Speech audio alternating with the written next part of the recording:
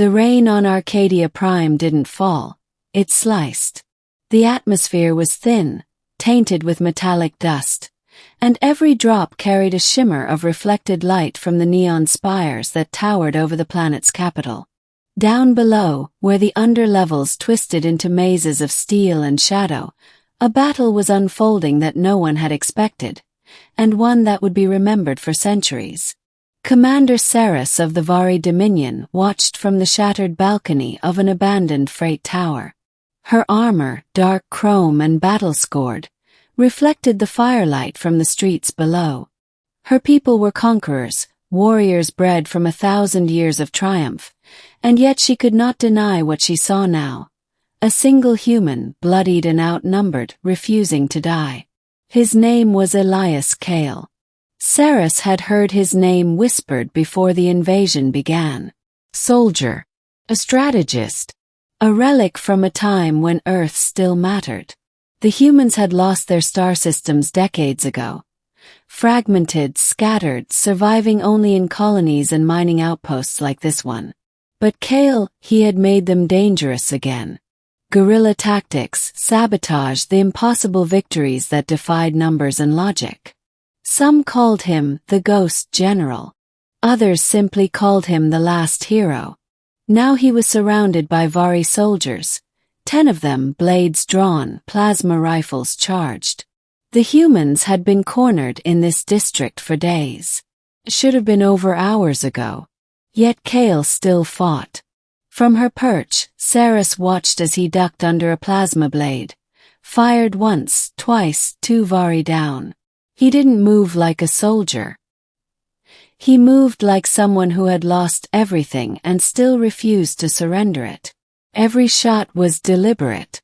Every strike carried weight. His armor was cracked, his left arm bleeding through a torn sleeve, but his eyes burned with purpose. Saris had fought 1,000 battles across a dozen worlds. She had seen champions, assassins, generals. None of them had fought like this. When the last Vari soldier fell, Kale stumbled against a wall, breathing hard. The neon rain struck his face, washing away the soot. He looked up and saw her watching. Their eyes met across the gap. For a moment neither moved. Then he raised his rifle, even though it was shaking in his hands. "Come to finish the job," he called, voice hoarse. Saris leapt down from the balcony. Her boots hit the ground with a heavy impact. She could have drawn her blade, could have killed him instantly, but something stopped her. She stepped closer, unarmed. "You fight like a Vari," she said, her voice deep and measured through her translator chip. "But you are not one." Kale barked a short, humorless laugh. "That's not exactly a compliment." "It is," Saris replied. "Among my kind, we honor those who fight with strength. You are rare."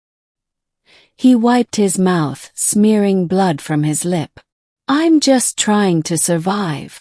"No," she said. "You're doing more than that." For the first time, Kale saw it, the faint expression behind her mask. Not mockery. Not hatred. Respect. The middle, fire and memory. Hours later, they were both inside the freight tower, taking shelter from the orbital bombardments that shook the city. The resistance had retreated underground. The Vari were cleansing the surface. Arcadia Prime was dying. Kale sat near a broken console, rewiring a pulse detonator. "Why are you here?" he asked without looking up. "You're supposed to be killing us." "I disobeyed an order," Saris said flatly. "I wanted to see the human who destroyed the 9th Vanguard at Marathon Ridge." "That was you." Kale smirked faintly. "You lost 3 battalions." She gave a low growl. "And you lost a planet." The silence stretched between them. Outside, the sound of thunder rolled through the towers, though Kale knew it wasn't thunder.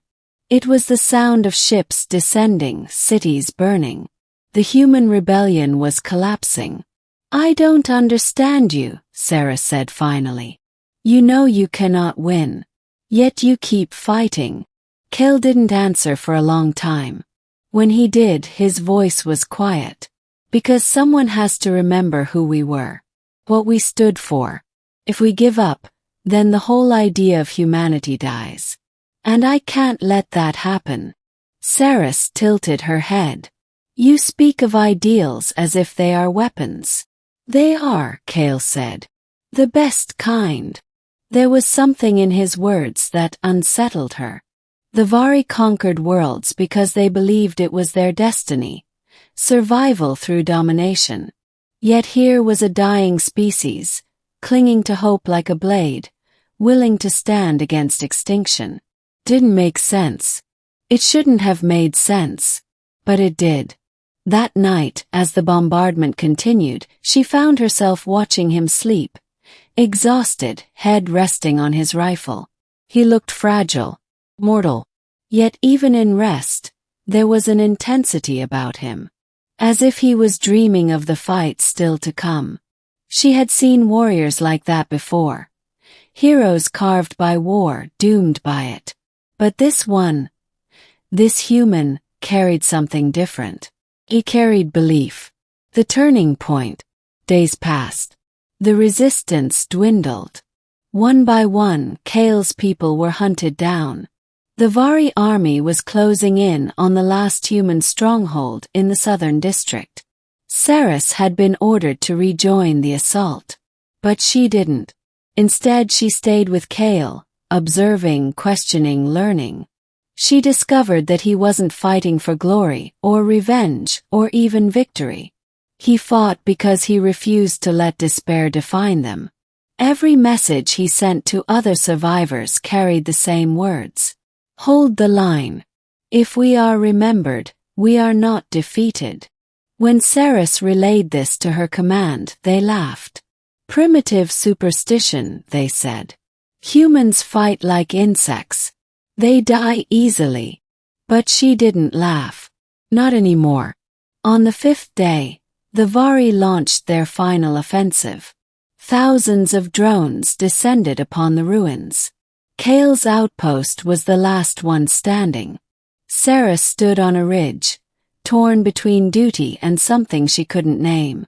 She watched as Kale led the defense. Half-starved soldiers, old weapons, barely any shields left. Yet somehow, under his command, they held the first wave. And the second. He moved through the chaos like a force of nature, shouting orders, pulling wounded men to safety, firing until his rifle overheated. Then came the orbital strike. The sky split apart in white fire. The blast wave hit the city like a hurricane. Saris was thrown to the ground, her armor screaming with impact warnings. When she rose, the outpost was gone, leveled, silent. For a moment she thought he was dead. Then through the smoke she saw movement. A lone figure, dragging himself from the rubble, clutching a tattered human flag. Lias Kale. Half his armor was gone, his face burned, but he stood. He stood. And as the surviving Vari soldiers approached, ready to finish him, Saris made her choice. She drew her blade and turned on her own. The final battle. The streets became a storm of motion, blue plasma and red blood. Saris fought like a being possessed. Her blade hummed through the air, cutting down her own kind. Cole saw disbelief flashing across his face, but he didn't hesitate. Together they fought back to back, surrounded, hopelessly outnumbered. You're insane, Kale shouted over the roar of gunfire. So are you, Saris yelled back. Now fight. For a few impossible minutes they did. The warrior and the human legend. Alien steel and human fury intertwined in perfect rhythm. She covered his blind spots. He covered hers. The enemy fell in waves. But there were too many. A blast struck Saris in the side, piercing her armor. She stumbled, gasping. Kale turned, grabbed her, pulled her behind cover. Go, she said, blood flickering neon under her skin. Save yourself. Not a chance, Kale snapped, reloading. You didn't come this far to die alone. Saris looked at him and understood. She had spent her life believing strength came from conquest. He had shown her a different truth. That strength came from sacrifice, from standing for something greater than survival. Another explosion tore through the square. Kale dragged her toward the collapsed subway entrance. They fell through the debris, landing hard in the darkness below. The ending. The legend. When Saris awoke, the city above was silent. Kale was gone. She crawled from the wreckage, body failing, sensors damaged. The Vari army had withdrawn, leaving nothing but ruins. The rebellion was over. Humanity's last colony on Arcadia Prime had fallen. And yet, rumors began to spread. Whispers among the refugees. Stories transmitted across the stars. The ghost general lives. He turned the tide on Arcadia. He made even the Vari kneel. Saris knew the truth. Kale was dead. He had carried her to safety and then gone back to destroy the command relay, sacrificing himself to stop the orbital strikes. His body had never been found. But legends never needed bodies. Years passed. Saris became an exile, hunted by her own empire. She carried Kale's old dog tag, a small metal shard with his name engraved, the edges worn smooth from battle. She wandered the fringe worlds, spreading the story of the human who defied extinction, the warrior who fought not for victory, but for meaning. And in time that story changed her people. The Vari began to question their wars, to wonder if the strength they sought was something more than domination. A quiet rebellion grew within the Dominion, an idea that perhaps in humanity's final act, they had shown what it truly meant to endure. Decades later, Saris stood on the same balcony where she had first seen him fight. The rain still shimmered. The city had been rebuilt under a new banner.